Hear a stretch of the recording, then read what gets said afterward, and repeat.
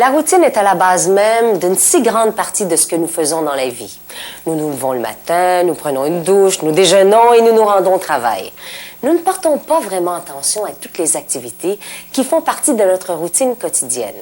Pour la personne atteinte de la maladie d'Alzheimer, les activités de tous les jours qui nous semblent toutes naturelles sont loin d'être routinières. À cause de la perte de mémoire, de la confusion, des réactions émotionnelles et de la perte de capacité physique, chaque jour représente une nouvelle série d'obstacles à affronter et à vaincre. Dans cette partie, nous allons étudier le genre de difficultés qu'une personne atteinte de la maladie d'Alzheimer risque de rencontrer dans sa vie de tous les jours. De plus, certaines personnes qui sont auxiliaires familiales comme vous vont nous raconter ce qu'elles font pour faciliter la tâche à leurs clients afin que ces derniers soient aussi indépendants et productifs que possible dans leur vie quotidienne. Dans notre vie et nos activités quotidiennes, notre liberté occupe une place d'importance, tout comme notre indépendance, parce que c'est cela qui nous donne notre sens d'amour-propre et de dignité. Bien qu'éventuellement, à cause de la maladie d'Alzheimer, la mémoire et les capacités physiques d'une personne lui seront peut-être enlevées, elle ne perdra pas ce besoin inhérent à tout être humain, le besoin de contribuer, de sentir qu'on a besoin de nous.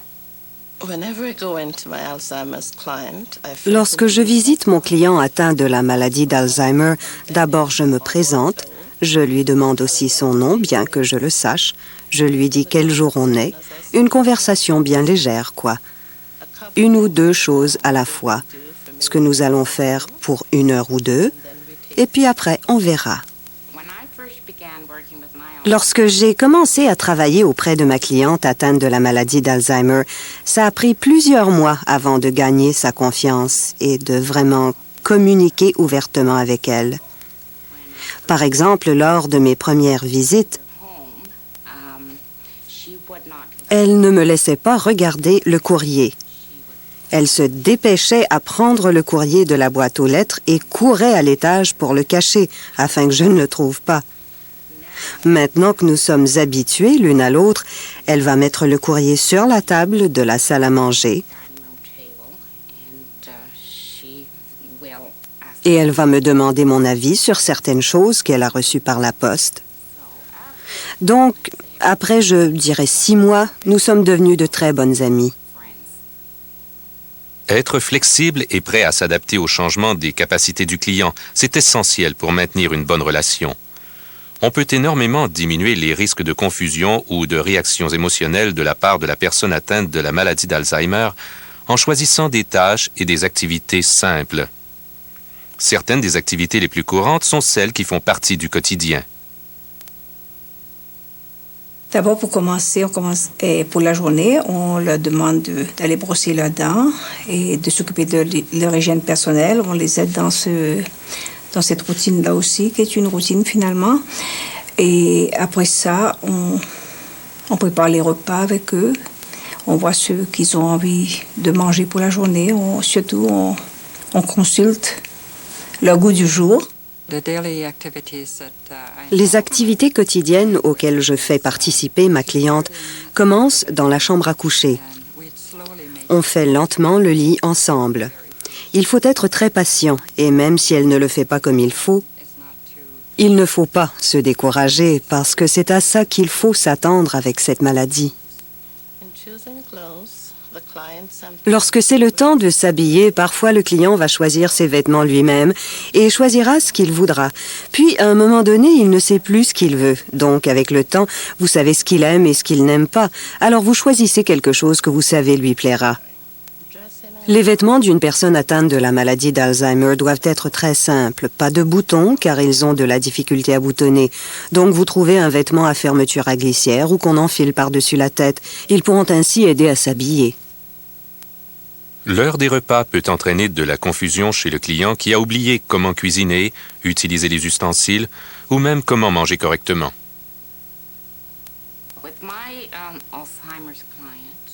Je fais participer mes clients atteints de la maladie d'Alzheimer à la préparation des repas. Le repas que je dois préparer est celui du midi. Je leur demande toujours ce qu'ils aimeraient manger. S'ils ont un mets favori, alors je le prépare. Et eux, ils m'aident. Ils vont aussi participer au nettoyage de la cuisine après la préparation du repas et feront la vaisselle avec moi. Oui, en général, et avant de prendre le petit déjeuner ou bien son repas du midi, je demande au client s'il veut bien m'aider à préparer la table, à mettre la serviette, le couvert, les assiettes, etc. L'une des choses les plus bénéfiques que vous puissiez faire, c'est d'en apprendre le plus possible au sujet de votre client.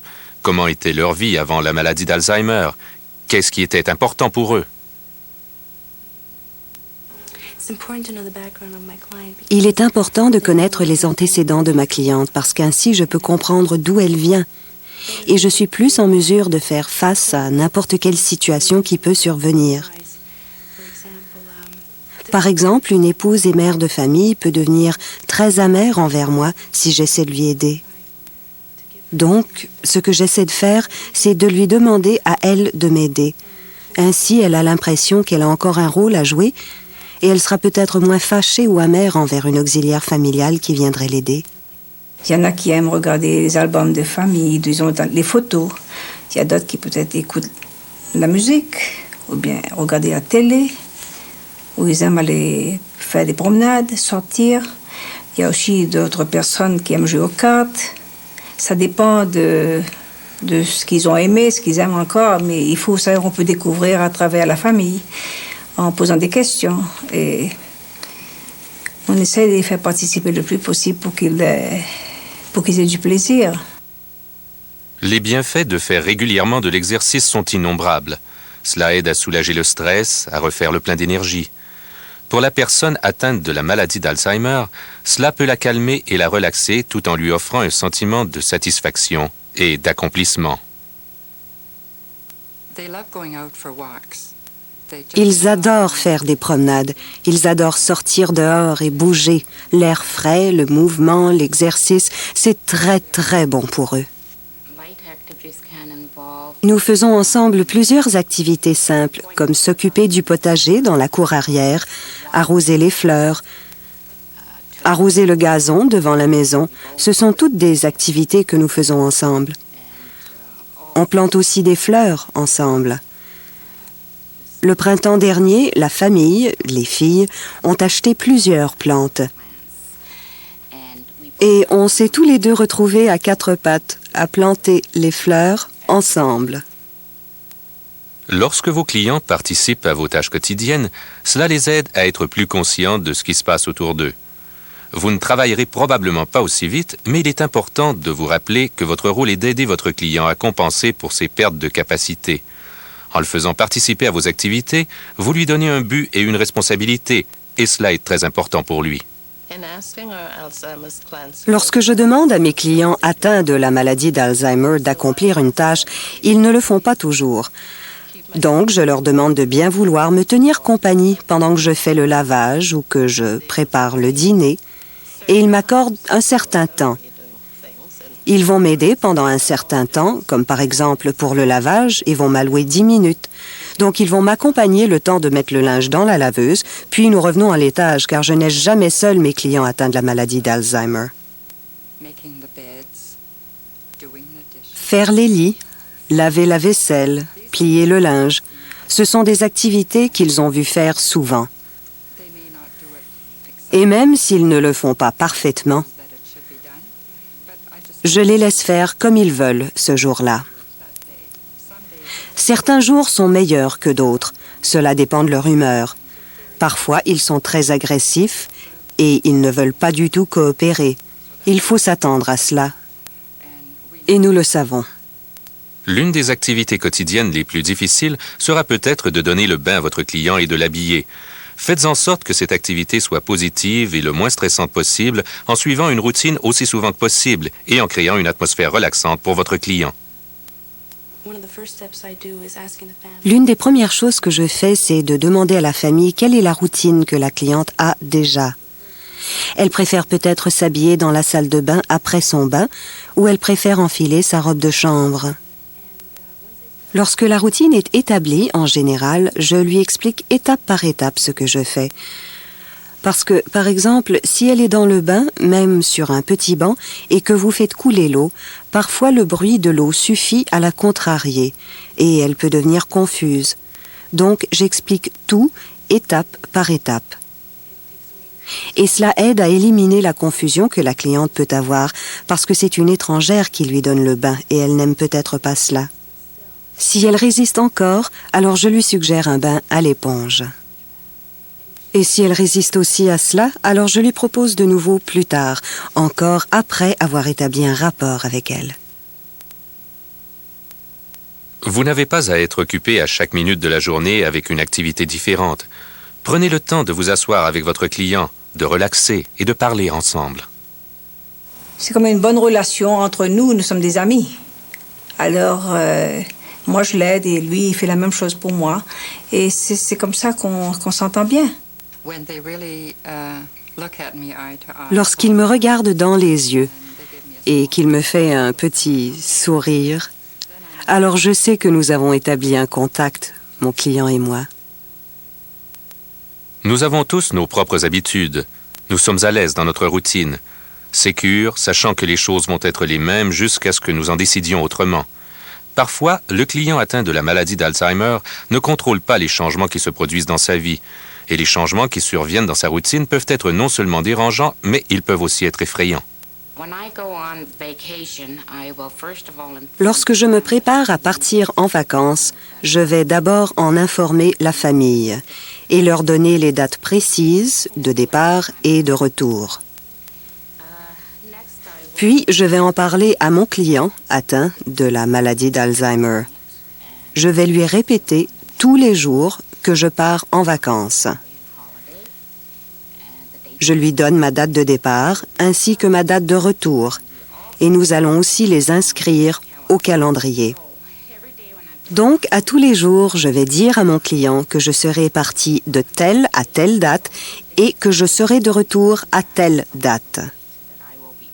Que je serai parti très peu de temps, mais que je reviendrai.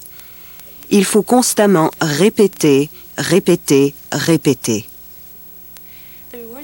Les récompenses de mon travail auprès d'un client atteint de la maladie d'Alzheimer viennent en général de la famille. De voir le soulagement sur leur visage signifie en général que je fais du bon travail. Il est très agréable de voir certains clients, à quel point ils apprécient ce que vous faites. On peut partir l'esprit tranquille parce qu'ils savent qu'on prend bien soin d'eux. Et c'est très, très valorisant. En tant qu'auxiliaire familial, vous jouez un rôle extrêmement important dans la vie quotidienne de vos clients. Les gestes que vous posez, ainsi que l'intérêt et l'énergie dont vous faites preuve, permettront à ceux dont vous prenez soin de conserver le respect qu'ils ont d'eux-mêmes, leur dignité et leur indépendance. Ce que nous vous avons démontré ici ne représente que quelques-unes des techniques qui peuvent vous aider à organiser et à faire exécuter les activités quotidiennes de vos clients atteints de la maladie d'Alzheimer. N'oubliez pas que ce que vous apportez à votre client est bien plus qu'une simple réponse à ses besoins de base. Vous devez établir une relation de confiance de façon à ce que ceux dont vous prenez soin aient le sentiment qu'on a besoin d'eux et que leur contribution est appréciée. Et c'est là une des choses les plus extraordinaires que vous puissiez faire pour eux.